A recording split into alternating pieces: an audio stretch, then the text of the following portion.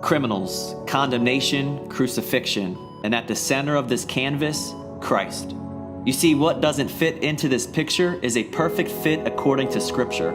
Isaiah 53:12 highlights this marker. He bore the sin of many and made intercession for the transgressor.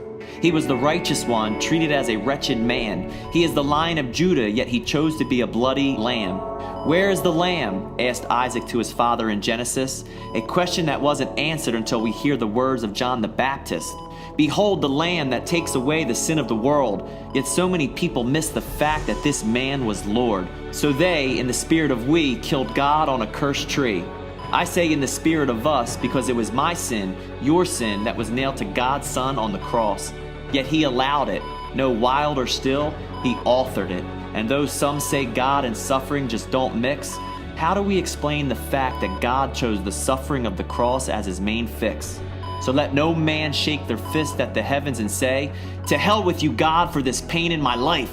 Because if they listen, they'd hear him say, "I've already been there for you in my Son, Jesus Christ." The grave, the guards, the groans. Not exactly the ending that the disciples would have chose. All hope seemed lost, yet this is exactly how the lost would find hope. You see, though they laid to rest his dead body, it was 3 days later and the tomb was empty.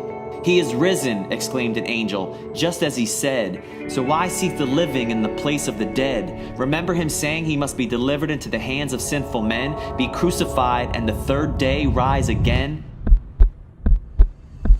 And that's why we call it the gospel. It's good news that has no rival. How God became man, and that man became a lamb. And that lamb's death would bring man life, pulling us from the grips of darkness and thrusting us into the kingdom of light.